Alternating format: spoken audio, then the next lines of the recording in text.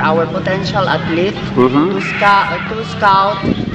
um, uh, to scout for potential athlete, and at the same time as part of their developmental training, specifically endurance training. Yep, and I came to know from Sir Nolly that you are formally organizing a Joggers Club from the Ballesteros National High School, sir. Yes, sir, we are about to organize the Joggers Club as per advice of the Vice Mayor. Oh yeah, and this will serve as invitation promotion for our, not only the students of Ballesteros National High School, but anyone who is interested to have their jog early morning to join our organization. Is that it, sir? Yes, sir.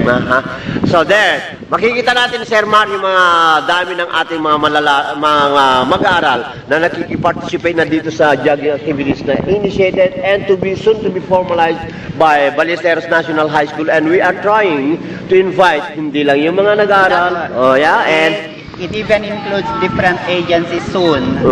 and hindi lang any citizen, Any Ballesterian participate. So we'll have to make use of the facilities of our newly constructed Ballesteros Sports Complex, sir.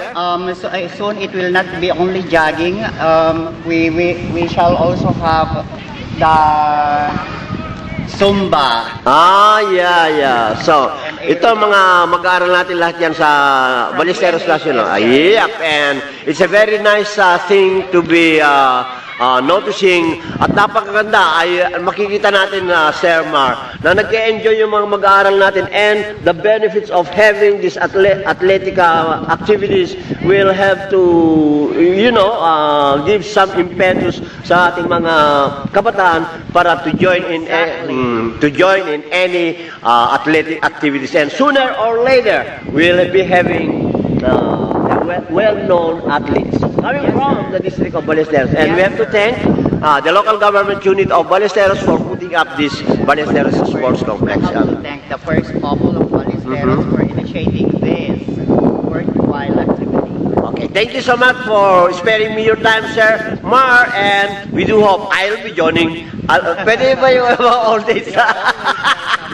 Okay, so this is Sir Mar of Ballesteros National High School right here at Ballesteros Sports Complex. Thank you so much, Sir Mar. Thank you, sir, na meron tayong jogging activities ngayon dito sa Ballesteros Sports Complex, I should say.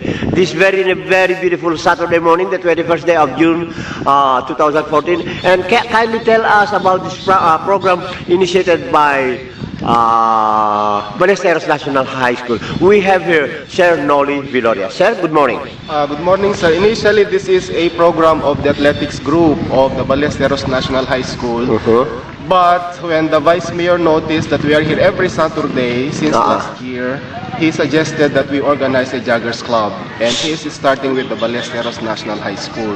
But it is not limited to students and employees and teachers of Ballesteros National High School. Yeah, to all. Grade 7, grade 8, 3rd year, and 4th year. And how often do you conduct this? Is it every Saturday morning? Sa ngayon, sir, every Saturday. Pero pag malapit ng sports festivities ng mga schools, magsa-Sunday na rin po kami. Okay. So makikita natin, Sir Nolly, itong mga students natin enjoying, of course, yung the beauty. What do you think is the any benefit na we can gain from initiating this program, sir?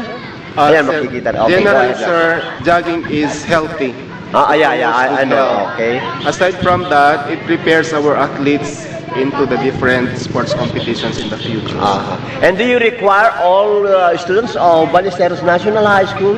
No, sir. Those who are interested only. Those who want to jog and those who want to join in the different sports clubs like basketball, badminton, tennis, ping pong. Kaya meron din sila dyan, sir, nagpa-practice dyan. Lawn tennis? Yes, sir, lawn tennis. So, i-roll natin yung camera natin na Sir Nolly. Makikita natin yung ating mga mag-aaral na nag-enjoy. I hope they are really enjoying. Oo, sana, sir, hindi lang sa ngayon. Sana tuloy-tuloy.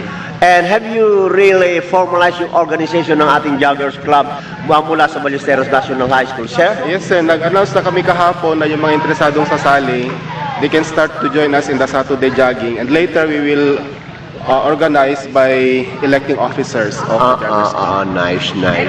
So, this is the first day, initial day of your jogging activities.